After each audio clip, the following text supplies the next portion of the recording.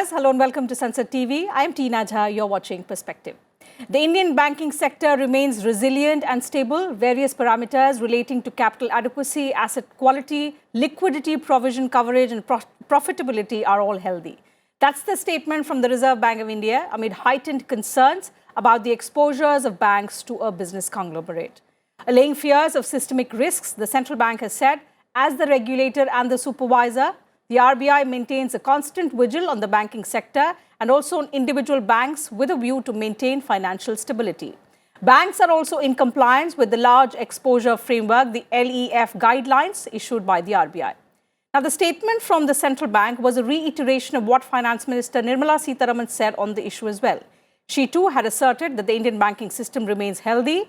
Having gone through the twin balance sheet problems, the system is at a comfortable level, NPAs are coming down, recovery is happening and the position is very sound. So that was the precise statement made by the Finance Minister. In Perspective today, we will analyse with experts the factors contributing towards a resilient and stable banking system. We'll also try and understand concerns about the vulnerability of banks to frauds and scams that have happened in the past. Joining me are distinguished experts who understand the system and can help explain all aspects related to the current health of the banking system in India. With me in the studio is Dr. Charan Singh, former chairman, Punjab and Sindh Bank. He's also been associated with the Reserve Bank of India for a couple of years in the 80s. Next to him is Mr. A.K. Mattu, is banker and former general manager, RBI. And joining us virtually is Ms. Deepshikha Sikarwar, senior editor at the Economic Times. Thank you to all my panelists for joining me on this edition of The Perspective. Dr. Singh, first, the significant remark made by the Reserve Bank of India about the health of the banking system, about it being resilient and stable. So that's something which is very, very positive to look at. And if I may begin by asking you, in the wake of, first the COVID outbreak, then the uncertainty that came about as a result of the geopolitical tensions, what has helped the Indian banking system remain resilient? So first of all, I must mention very confidently that the Reserve Bank as a regulator is par excellent. The whole world recognizes it. They come out regularly with their reports. The Financial Stability Report, which was just released in December, had laid out everything so well.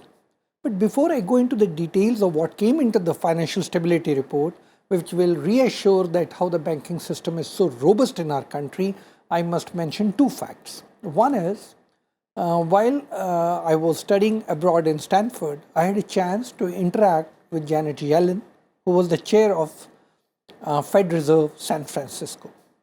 In 2004, she wanted to know how does Reserve Bank handle regulation and supervision of such a heterogeneous set of financial institutions. Right. You have commercial banks, public and private foreign. You have cooperative banks, state and central. Then you have non-banking finance companies. Along with it, when I was working at the IMF, I was turned in 2009. In Washington, Fed Reserve had invited officers from the Reserve Bank of India, 2009, after Lehman Brothers, to tell them how the Reserve Bank regulates such a heterogeneous group of companies. So the respect that the Indian regulator has commands in the rest of the world is extremely high. Given that first-hand experience, now let me bring you to the Financial Stability Report released in December 2022.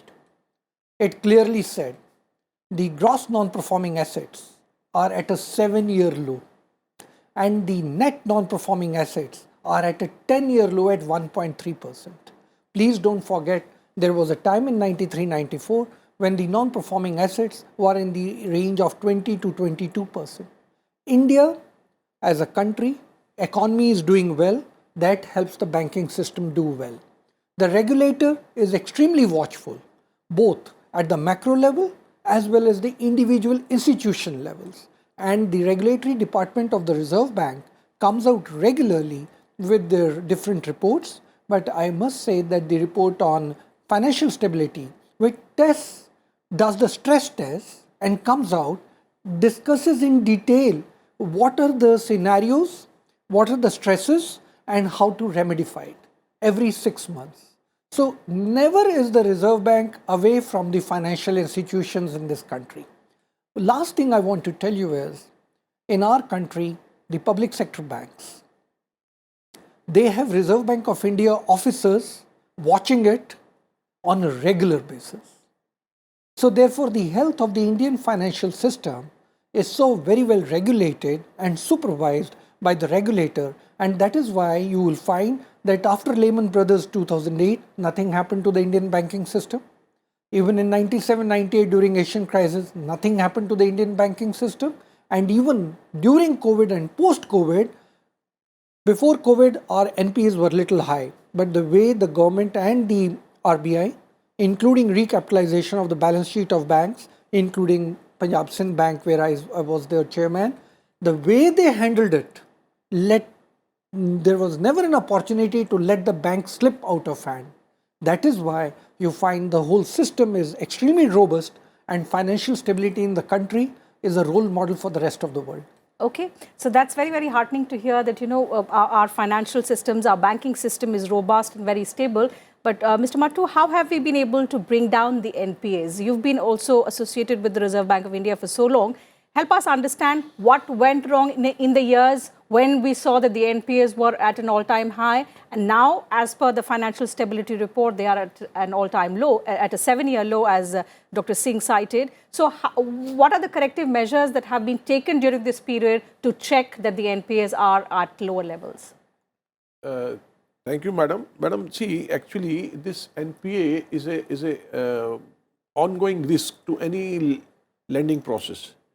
And RBI, as my co-panelist, Mr. Charan Singh has already stated that RBI has been doing a commendable job, and he has explained quite a lot. Apart from what he has said, I just want to add that we also keep at micro level, the advances at the micro level. Say, for example, 5 crore and above, they are continuously monitored on an ongoing basis. We have in RBI, we have a credit information, this regular feedback of all large borrowers which are above 5 crores in the form of credit repository on information of large credits. So whatever feedback, banks are required to feed that information on each such borrower account on an ongoing basis, on quarterly basis. So if there are discrepancies, we also analyze at our level whatever information has been submitted, whether it is consistent. In case there is any discrepancy, we refer back and keep whether banks are taking action to improve, how they are going to improve the position over a period of time. So I think whatever, and this 5 crore and above advance level is quite fairly large enough to cover all major advances in the banking system. And you see, the advances of the banking system, apart from corporates, there are MSMEs also, agriculture also, but they constitute a good chunk of advances. So my view is RBI has already come out with that their clarification. I don't think there is any need to worry. That's in fact a huge assurance, like you said. In fact, Ms. Sikirwar, if I may come to you, the clarification and the assurance that the Reserve Bank of India has sought to make because of the huge concerns that were emanating about the exposure risks of banks to a business conglomerate. But now coming to the causes behind that concern, and because we've seen that in the past, how our banking systems have been vulnerable to scams and all sorts of frauds. The question here is, despite the right mechanisms, despite the right framework, and as Mr. Mattu said, there is a database system as well that monitors loans beyond 5 crore. The question is, why are banks still vulnerable to frauds, leading to concerns that even if something goes wrong, there are huge concerns about how it poses a systemic risk to the banking system at large? I think these concerns were a bit overplayed in particular situation which emanated. And RBI, I think just to calm the nerves, has sort of come out with a statement because our banking system, our banking sector, and the parameters and the monitoring by RBI remains very robust. So I think these concerns were a bit overplayed on the exposure because there are number of parameters, number of mechanisms that the Reserve Bank has put in place. And you heard Dr. Charan Singh on the show, you heard Mr. Matu on the show. The mechanisms are all there in the place and they are working. We've seen the health of banking sector like really improve over the past few years. We did face those the twin balance sheet problem, and measures were taken to address those issues. NPAs declined, with recognition, resolution, recapitalization, reforms, the 4R strategy that the government had adopted to improve the health of the banking system. So the mechanisms are all there in the place, and RBI statement sort of makes it very clear that there is constant vigil happening within the central bank, the banking regulator. So those concerns are definitely were overplayed. One more thing, see, there are basic parameters to judge the health of the bank. For example, first of all, it is CRAR, credit to risk-weighted asset ratio. Now, as per RBI and as per our that Basel committee report, we are supposed to keep up to 8%, but RBI has prescribed 9% plus a CCF of 2.5%, that is counter-cyclical buffer. So it becomes 11.5%. So as on, I have got the data, as on September 20, CRAR of the entire scheduled commercial bank was around 15.8%, which increased to 16.5% in September 21. And on September 22, it is still 16.1%, well above the prescribed level of 11.5%. Now, RBI has also undertaken a stress test, as Mr. Charan Singh had earlier pointed out, and in the severe stress situation, they have worked out that even in the worst scenario, the CRAR would not go beyond 14%. So I think they have also found that the stress test, whatever stress test RBI had conducted, they have observed that the system is capable of absorbing macroeconomic shock without requirement of additional capital. So this is one of the major, shock absorbing mechanism available with the banks. Number two, if you see the return on assets over a period of time, September 20 to 21, it has increased from 0.6 to 0.8%. Return on equity 7.7% to 9.0%. So, and I think the asset quality review which RBI initiated from 2018 onwards, it was very revealing, and banks have responded to the shortcomings whatever they were pointed out. They also screened their various accounts and database to look for whatever deficiencies they had, they have tried to plug in. So that way, I think some of the important parameters of as RBI has said, asset quality, liquidity, profitability, and CRAR, they are quite encouraging. So I don't think there is any issue relating to at present, whatever based on the data availability of data, whatever we have now, there should not be any concern as of now. Okay, since you've laid emphasis on the availability of data, Professor Singh, the question is that it's not that such scams and frauds have not happened, and at bigger scales we've seen that happen with people actually not paying up and leaving the country. For that to not happen, there are effective mechanisms in place, but are there loopholes which are being exploited, which can still be exploited, and which we need to plug? So let me go back a step back, right? Your question was, how do they maintain such a robust system and how did the correction take place? So every time there's an error, the Reserve Bank has bucket by bucket analysis and sector by sector analysis. Which sector is taking the brunt? Where is the stress? Where are the NPAs rising? Are they rising in education loans? Are they rising in MSME? Is it the large industry? Is it cement industry where it is rising? So it takes a view. So what RBI does, it has prudential norms, macro-prudential norms, and then institution-wise norms. Moment it sees there is a stress in this area, in this sector, in this segment of the export or industry, it will advise the banks. Cautious, careful. This is because they publish so regularly, all the bankers know where are the stress levels too, and they do the correction themselves. They've also started discussing about the risk assessments. Each bank has a risk assessment department, risk assessment officer. They are so cautious in watching, here is a storm, here is a drain, let's stay away. More than that, over a period of time, the Reserve Bank guided people. And what did it say? Instead of waiting for 90 days to know there is going to be a stress and people are not paying, on the very first day that he has not paid the interest or the installment, start talking in terms of special mention accounts. So you don't wait for the doomsday. You're watching, nurturing. It is something like, it is very easy to understand. You've seen a potter, the wheel is working, inside the hand is there to support it, from outside the hand is there to support it. That is how the Reserve Bank does. It has its own people in the board, they're watching everything, they're guiding. It has people sitting outside the board, watching and guiding. Over a period of time, it has been evolving. The special mention accounts weren't there earlier, now they are there.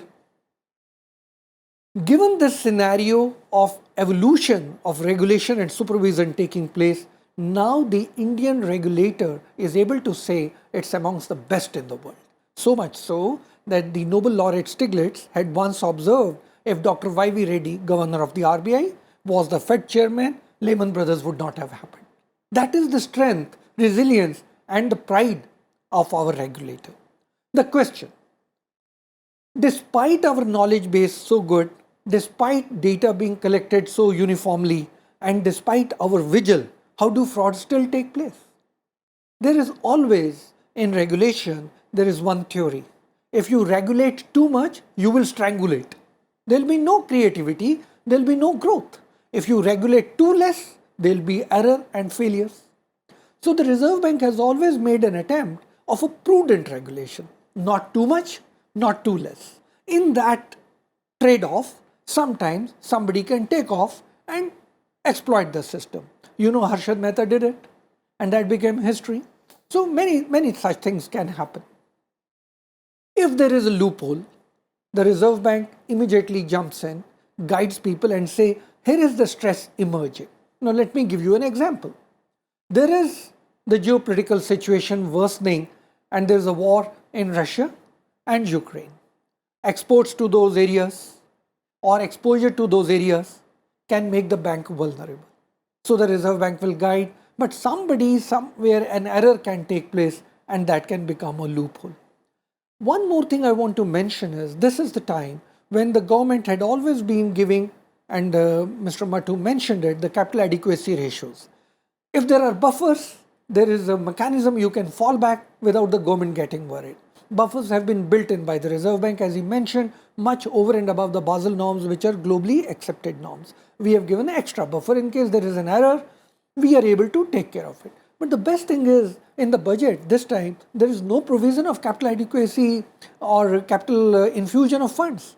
That means in the assessment, the Reserve Bank and the government both are confident that in the year to come, the banks are in such a robust situation, given the stress tests which have been reported, that the government will not have to intervene.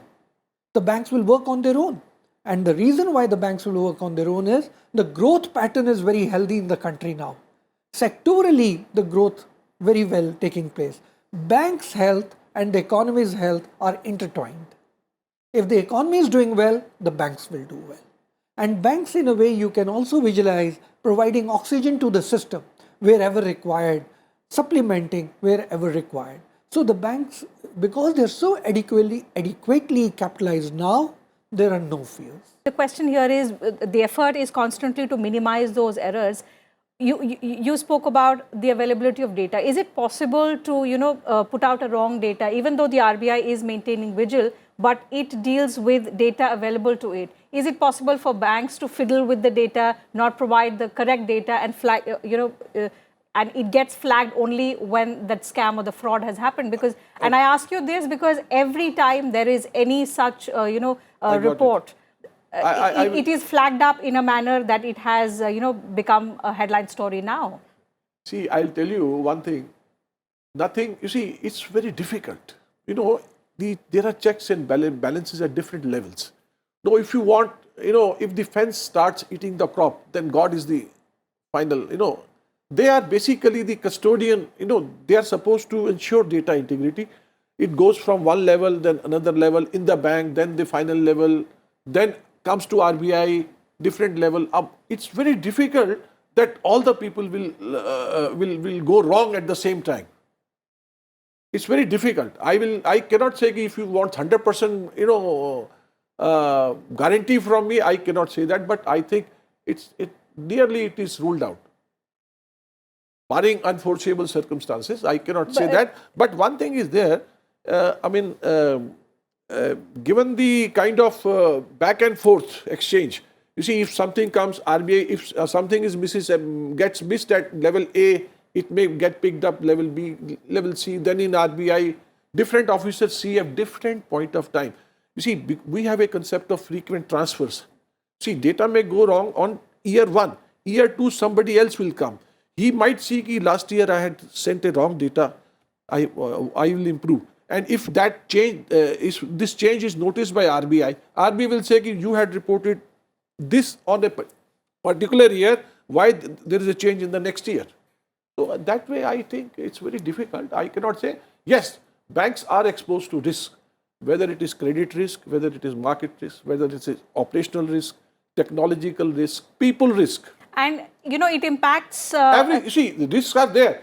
There are systems and procedures in place to mitigate, or if not eliminate completely, to mitigate risk at every level. There are people are getting changed at frequent transfers. But the fact, Mr. Mattu, that these risks erode the trust and credibility of the system when corruption is, the undercurrent. And we've had high-profile cases with implications for the public at large, for the banking system. But Ms. Deepshika Sikarwar, the question here is, our banking system currently is stable, is robust. How can we strengthen it further by the use of talent, by the use of technology in the times to come? Tina, if you remember, a lot of work began on the banking sector soon after 2014. Roadmaps were prepared, there were massive plans prepared, and now the government is moving towards, after addressing the key concerns, NPAs, capitalization of the banks, now the government is moving towards a substantive reform in terms of privatization. We've had, a speech in the budget speech, Finance Minister in our previous budget speech, she had announced that, now we are taking that road. So the idea is now to have some big banks within the, public sector and move to the next level where you start reforming in terms of, privatizing a few of them. Right. Apart from that, RBI is constantly coming out with changes in the regulations to improve regulations, to improve monitoring, to improve vigil, and what else can be done. So that kind of thinking, that kind of input is constantly coming from the regulators and also from the policy side, from the government. So I guess if any changes are required, I think the government will work on towards that. We've already seen that, the budget speech does talk about some changes in the regulatory framework of financial sector regulators. So I think we are as a country ready for the next level in the financial sector. Professor Singh, one last word from you on strengthening the system further where there is no scope for error and where there is no scope for corruption. See, let me tell you, the best of the healthiest people in the country also run a temperature, suffer from sore throat and things like that. The best of the best systems in the world would have some flaw which will appear for some reason, as he was mentioning, the type of risks that the system is exposed to. Also, money is very tempting. And it is not like producing a car. You are in the business of money. And right from the branch clerk to somebody right up is facing so much of these difficult decision making. But it shouldn't be of that scale where it hurts the sentiment of the common investor. But it hasn't. In our country, once in a while, such a huge country, and if I tell you in the last 10 years, tell me the frauds, you will tell me 5 frauds. In such a large country, such a heterogeneous system, I think that's something one can understand, and every fraud has been used as a corrective measure. I must tell you, there's some research which I have also done where we found that in most of the cases of fraud, somebody internally was involved. So therefore, the tweaking is possible, but it has been nipped very fast before it assumed great proportions. Why did that happen? The Reserve Bank's monitoring mechanism has something called red alerts. If the trends are not matching, or there is something untoward happening in the branch, or the data from a typical bank or a sector has come up to their notice, they go cracking on it. So therefore, the possibility is minimized. However, technology can help in a very big way. And that's exactly what the Reserve Bank has been doing. Technologically, it has been implementing schemes into the banking system so that the chances of these red alerts are far frequent and faster, so that they can jump into the problem immediately as they find a leakage anywhere. The other thing I must mention, you were talking about data. The Reserve Bank is known, and there's a fear in the mind of bankers that in case they send wrong data, the Reserve Bank notices it within a few hours and come back and say wrong data has come from you. That is how strong the regulation is. And that is why the scope of error or the number of frauds that are happening in the country are so small.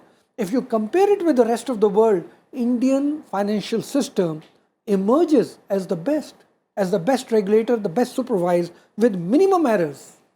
That is why the Financial Stability Report very rightly marked that 1.3% is the net non-performing assets, lowest in the world and the lowest in our country for the last 10 years. So very robust framework with adequate checks and balances. One small 2 points I would very like to quickly, add Mr. very Bhattu. quickly, which would reassure the audience.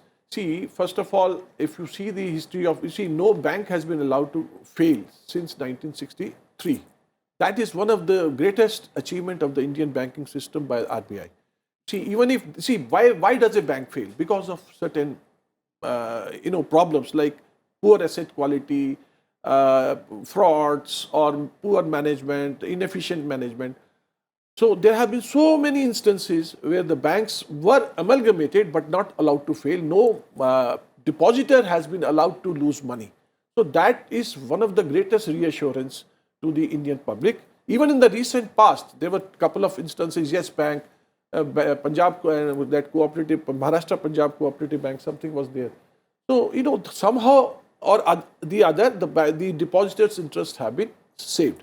Number two, the international rating agencies, Moody's Investor Services and Standard & Poor Global Rating, they have also upgraded their outlook for the Indian banking system based on the present, data setup. They expect the asset quality of the banking system to improve, profitability of the banking sector to improve, and the bank's capital is also likely to rise. So I don't think, these rating agencies are also external agencies. They have nothing to do with the Indian context. Right. So I think that should be reassuring to our Indian public. Absolutely. So reassurance is not just from the Reserve Bank of India, from 3 domain experts who've actually explained how the system works and how there are adequate checks and balances and to ensure that there is minimal error also. So I think we're all assured that the Indian financial system is on extremely strong footing, as the Reserve Bank of India has reiterated. And for now, there is no systemic risk as such to the system. So that having been said, we'll have to wind up the program. Thank you to both panelists for joining us in the studio and Ms. Deepshika Sikarwar for joining us virtually and putting across your thoughts before us and our viewers. And to you viewers, thank you very much for your time. I'll see you same time on Monday now. Take good care of yourselves. Have a good weekend. Thank you.